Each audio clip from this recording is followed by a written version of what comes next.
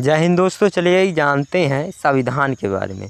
तो हम जो है 2 वीडियो में जान चुके हैं कि संघ और उसके राज्य क्षेत्र, और दूसरा वीडियो में नागरिकता से संबंधित जान चुके हैं। ठीक है, तो आज इस वीडियो में हम जानेंगे मूल अधिकार। देखिए, मूल अधिकार में 12 में परिभाषा दिया गया है। परिभाषा राज्य शब्द की परिभाषा, जिसमें कहा गया है कि राज्य सरकार और राज्यों के द्वारा किए गए कृत्यों से संरक्षण की बात कही गई है।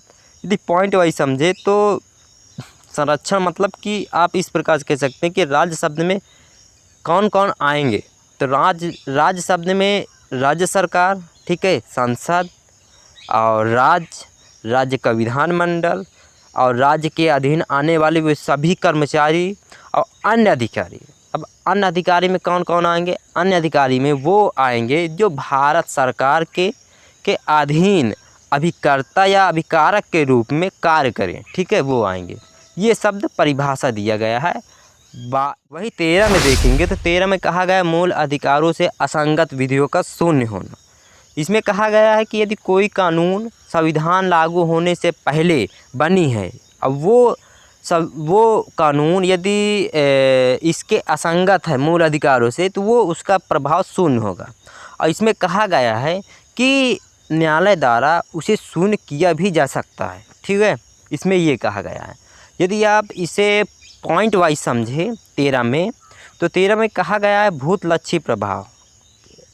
भूतलक्षी प्रभाव पहला पॉइंट। दूसरा पॉइंट में दिया है प्रतिकरण।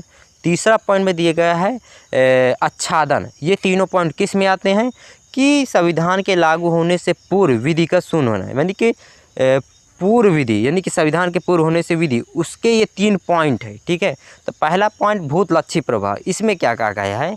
इसमें कहा गया है कि संविधान के से लागू होने से पहले जो कानून बने हैं, ठीक है, वो समान रूप से लागू रहेंगे। ठीक है, समान रूप से लागू रहेंगे, लेकिन यदि मूल अधिकार का असंगत है, यदि उसमें कोई बाधा पहुंचाता है, तब वो शून्य होंगे।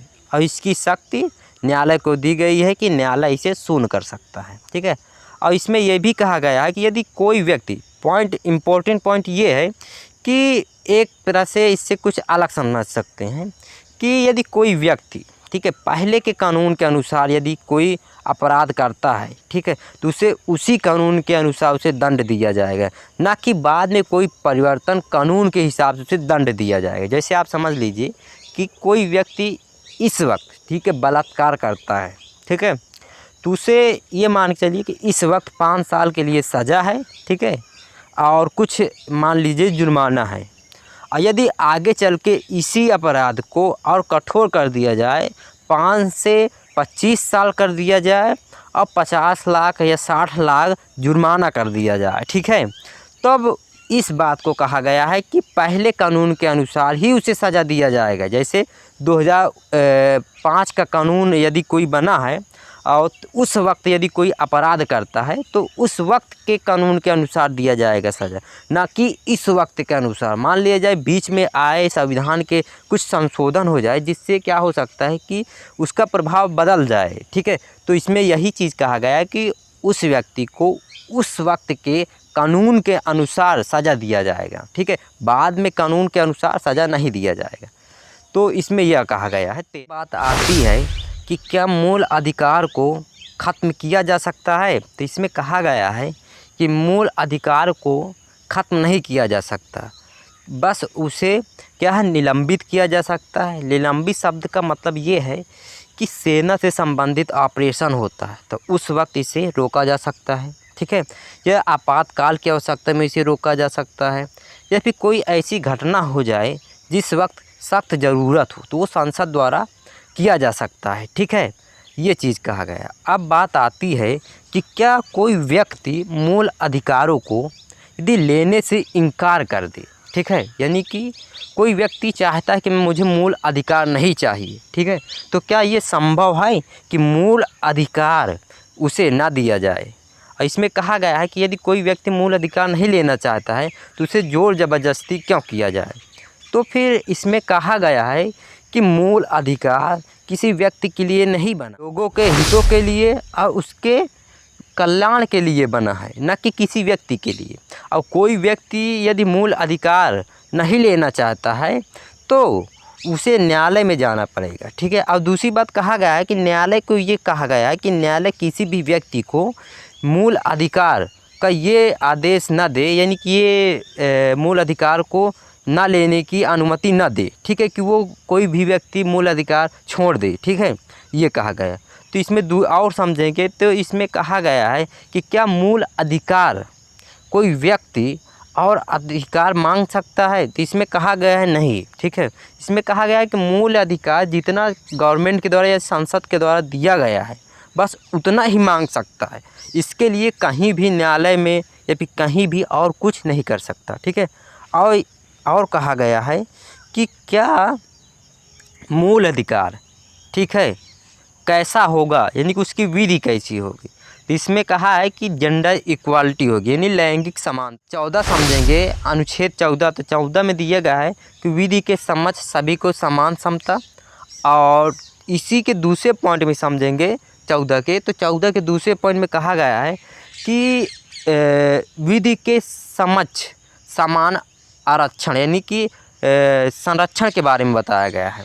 तो इसमें कहा गया है कि सभी को समान संरक्षण मिलेगा विधि के समक्ष, वो चाहे राजा से लेकर एक कमज़ोर व्यक्ति तक क्यों ना हो, ठीक है, संरक्षण किया जाएगा।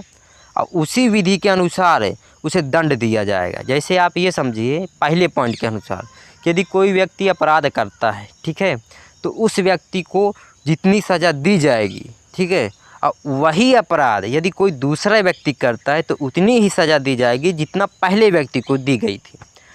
पॉइंट 1 में कहा गया है। पॉइंट 1 के बाद दूसरा समझेंगे संरक्षण के बारे में। इसमें कहा गया है कि यदि कोई व्यक्ति को संरक्षण दिया जाता है, ठीक है, तो उतनी ही संरक्षण दूसरे व्यक्ति को भी दिया जाएगा, ठीक है, ये चीज़ कहा गया। वही आप आर्टिकल 15 देखेंगे तो आर्टिकल 15 में कहा गया है कि मूल वंश, जाति, धर्म और किसी क्षेत्र के नाम पर आप भेदभाव नहीं कर सकते, ठीक है। और दूसरा यानी पॉइंट 1 में देखेंगे तो इसमें कहा गया है कि मूल वंश और जाति, धर्म और स्थान के नाम पर आप भेदभाव नहीं कर सकते। दूसरे में कहा गया है, इससे कुछ ऊपर की बात कही गई है कि मूल अधिकार, यानी कि इसी में कहा गया है 15 के पॉइंट 2 में कि वंश, जाति और धर्म और किसी स्थान के नाम पर किसी पब्लिक प्लेस में, ठीक है, प्रवेश करने से नहीं रोका जा सकता। जैसे कि कुआं है, तालाब है, हॉस्पिटल है, हाँ, और हॉस्पिटल के बाद आप समझ सकते हैं पार्क है, ठीक है, इस प्रकार के जो सार्वजनिक वो है पार्क, ठीक है, वहाँ पर आप इसे नहीं रोक सकते, ठीक है।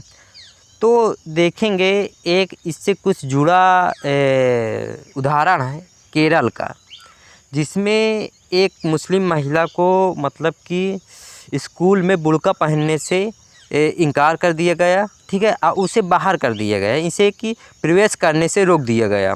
तो उसमें काफ़ी ज़्यादा विवाद हुआ था। वो लड़की जो है चली गई उच्च न्यायालय मतलब हाई कोर्ट, और उच्चतम न्यायालय मतलब सुप्रीम कोर्ट, ठीक है। उच्च न्यायालय में चली गई, वहाँ पर क्या हुआ कि उसे इनकार कर दिया गया। और वो लड़की किस आधार पे गई थी? वो लड़की आर्टिकल 25 के तहत गई थी, क्योंकि आर्टिकल 25 में कहा गया है कि धर्म की स्वतंत्रता, ठीक है, यानी कि लोग अपनी धर्म के अनुसार जी सकते हैं, ठीक है, और उसका पालन कर सकते हैं। तो वो लड़की कह रही थी कि मेरे धर्मों का हनन हो रहा है। और आप जानते हैं कि मूल अधिकार का यदि कभी भी हनन होता है तो वो या तो सुप्रीम कोर्ट जा सकती है या तो हाई कोर्ट जा सकती है, जहाँ उसे सुलभ पड़े, यानी कि उसे जहाँ आसान पड़े वो वहाँ जा सकती है। तो उसमें सुप्रीम कोर्ट के द्वारा इनकार कर दिया गया था, क्योंकि ये मूल अधिकार में भी है। मूल अधिकार में भले समानता का अधिकार दिया गया है, लेकिन देखेंगे तो इसमें ये पब्लिक प्लेस नहीं है, ठीक है, क्योंकि यहाँ पर जो पब्लिक प्लेस में जो एंट्री की बात कही गई है 15 में, तो इसमें कहा गया है कि ये पब्लिक प्लेस नहीं है, ठीक है, एक ये सरकारी संस्था है, ठीक है, ये सरकारी नियम के अनुसार चलेगा। क्योंकि आप देखेंगे कि ये कोई व्यक्ति आज मान लिया जाए कि वो अपनी मांग कर रहा है, बिहान कोई अन्य धर्म के अपनी मांग करने लगे, तो एक तरह से ये समझिए कि भेदभाव के संबंध में आ जाएगा। अब यही देखिए भेदभाव 15 वाला जो है 15 का अखंडन करेगा, यानी कि धर्म 25 में स्वतंत्रता की बात कही गई है। एक प्रकार से 25 का हनन हो रहा है, तो दूसरी तरफ 25 से यदि दे रहे हैं उसकी स्वतंत्रता, तो 25 के तहत ये देखेंगे तो 15 का हनन हो रहा है, क्योंकि 15 में कहा गया है कि धर्म, जाति, मूल वंश, ठीक है, इन सब पर आप वो नहीं कर सकते, मतलब कि भेदभाव नहीं कर सकते। अब वही देखेंगे 15 के दूसरे पॉइंट में तो कहा गया कि आप एंट्री करने से नहीं रोक सकते किसी पब्लिक प्लेस में। उसके बाद तीसरा पॉइंट में समझेंगे तो तीसरे पॉइंट में कहा गया है कि स्त्रियों और महिलाओं के लिए कुछ विशेष उपबंध है, ठीक है। उपबंध मतलब उनके लिए कुछ छूट है, जैसे किसी कार्य में महिलाओं से उतना काम नहीं लिया जाएगा जितना पुरुषों से लिया जाएगा, ठीक है। और वेतन सामान्य दिया जाएगा, ठीक है। वेतन यदि वही कार्य है, वही कार्य के लिए वेतन समान मिलेगा, अब महिलाओं के लिए उससे कम काम लिया जाएगा, ठीक है। और चौथे पॉइंट में कहा गया है कि अनुसूचित जाति और जनजाति के लिए कुछ विशेष उपबंध है, मतलब कि उन्हें कुछ छूट दिया गया है। ये 3 पॉइंट से दिए गए, एक शैक्षिक, ठीक है, और एक है अनुसूचित जाति और एक है जनजाति के लिए इसमें छूट दिया गया है 15 में। यानी कि यदि आप संक्षेप में समझे तो 4 पॉइंट है। पहला पॉइंट, जाति, धर्म, मूल स्थान या फिर स्थान के नाम पर भेदभाव नहीं कर सकते। दूसरा में कहा गया है कि आप किसी भी पब्लिक प्लेस में जाति, धर्म, स्थान के नाम पर आप प्रवेश करने से रोक नहीं सकते। तीसरा में कहा गया है स्त्री और महिलाओं के लिए कुछ विशेष उपबंध। और चौथे पॉइंट में कहा गया है कि अनुसूचित जाति और जनजाति के लिए कुछ विशेष उपबंध, मतलब कि विशेष उपबंध में जो भी है इन्हें कुछ छूट दिया गया है, जैसे आरक्षण से संबंधित है, ठीक है। उसके बाद फिर आप 16 देखेंगे तो 16 में कहा गया है लोक नियोजन कार्य, यानी कि सरकार और संसद को ये पावर दिया गया है कि यदि कोई अन्य पिछड़ा वर्ग है या फिर कोई जाति है तो उसके लिए कुछ विशेष उपबंध किया जा सकता है संसद के द्वारा, मतलब कि भेदभाव किया जा सकता है, वो भी सकारात्मक सोच के हिसाब से। कि जैसे आप ये समझिए कि यदि वर्गीकरण में देखेंगे, जैसे भौगोलिक स्थिति के अनुसार, जैसे मान लिया जाए कि कोई भी राज्य, ठीक है, या भी कोई भी क्षेत्र एक समान नहीं हो सकता, क्योंकि हो सकता है वो कुछ पिछड़ा हो और हो सकता है कुछ आगे हो। तो जो पिछड़े वर्ग हैं उनके लिए भौगोलिक स्थिति पर उन्हें सरकार या संसद द्वारा उन्हें कुछ छूट दिया जा सकता है या फिर उनके लिए कुछ आरक्षण दिया जा सकता है। यह भेदभाव, एक प्रकार से भेदभाव कह सकते हैं, क्योंकि यहाँ पर क्या है कि एक भेदभाव से ज़्यादा सकारात्मक सोच के हिसाब से आप छूट दे सकते हैं। उसी प्रकार शिक्षा के तहत दिया गया है कि यदि कोई वर्ग, ठीक है, शिक्षा से वंचित है या फिर उससे पीछे है तो उसे इस अनुच्छेद अनुसार उसे छूट दिया जा सकता है। उसी प्रकार राज्य के पक्ष में दिया गया है कि राज्य भी इसे बना सकती, कुछ छूट दे सकती, केंद्र सरकार दे सकती, संसद दे सकती। मतलब ये कह सकते हैं कि जाति, धर्म, मूल वंश और स्थान के नाम पर संसद और सरकार को ये शक्ति दी गई है कि वो सकारात्मक सोच के हिसाब से उनकी परिस्थिति के अनुसार उन्हें कुछ आरक्षण या फिर उनके लिए कुछ अधिक, ठीक है, अधिक कर सकती है, यानी कि आरक्षण से संबंध के लिए कुछ विशेष उपबंध कर सकती है, आरक्षण दे सकती है। ये 16 में कहा गया है। वही आप 17 में देखेंगे तो 17 में कहा गया है अस्पर्धा। अस्पर्धा मतलब यदि आप आम तौर पर यदि चालू भाषा में समझे तो इससे कहा गया है छुआछूत, ठीक है, छुआछूत। तो छुआछूत में कहा गया है कि किसी भी जाति, धर्म और स्थान के नाम पर आप छुआछूत नहीं कर सकते, भेदभाव नहीं कर सकते। और देखेंगे तो एक में अपवाद दिया गया है कि आप छुआछूत तब कर सकते हैं यदि कोई व्यक्ति को, ठीक है, ऐसी कोई गंभीर बीमारी है जिससे खतरा है कि संक्रमण फैलने की खतरा है, यानी एक व्यक्ति से दूसरे व्यक्ति में ट्रांसफ़र होने की संभावना है, तब आप उससे दूरी बना सकते हैं, भेदभाव कर सकते हैं। ठीक है, ये किस में कहा गया है? 17 में कहा गया है। ठीक है, वही देखेंगे 18 में, तो 18 में कहा गया है कि उपाधियों का अंत। ठीक है, उपाधियों का अंत का मतलब ये है कि कोई भी व्यक्ति अपने नाम के पहले या फिर अपने नाम के पीछे कोई ऐसा शब्द नहीं लगा जा सकता कि किसी व्यक्ति को नीचा दिखाए।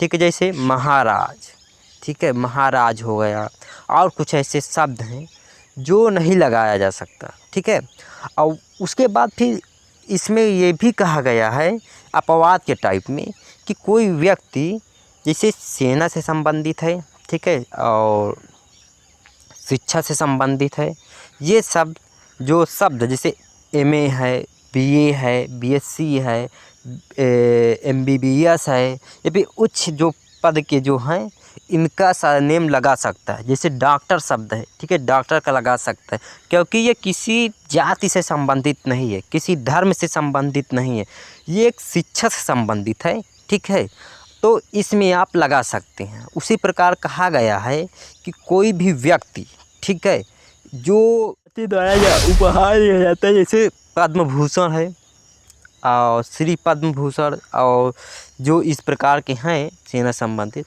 उसका भी सरनेम में नहीं लगाया जा सकता। ठीक है, तो ये 18 में कहा गया है। तो 18 तक हो गया, 12 से 18 तक हम जान चुके हैं। तो यदि आप संक्षेप में समझे तो 12 में परिभाषा दिया गया है राज्य शब्द की, और 13 में दिया गया है कि मूल अधिकारों से असंगत, ठीक है, विधियों का शून्य होना। उसके बाद फिर आप 14 में देखेंगे तो विधि के समक्ष संरक्षण और समान आरक्षण की बात कहा गया है। वही 15 में देखेंगे तो 15 में कहा गया है कि जाति, मूल वंश और धर्म, इस नाम पर आप भेदभाव नहीं कर सकते। उसके बाद 16 में कहा गया लोक नियोजन कि संसद और राज्य सरकार और केंद्र सरकार को ये अधिकार होगा कि किसी भी जाति धर्म के लिए कुछ विशेष उपबंध कर सकती है, कुछ छूट दे सकती है, कुछ रियायत दे सकती है। उसके बाद वही 17 देखेंगे तो 17 में कहा गया है कि स्पर्धा, यानी कि आप छुआछूत नहीं कर सकते, लेकिन छूट एक तौर पर मिल सकती है यदि आप कोई व्यक्ति गंभीर संक्रमण से ग्रस्त है तब।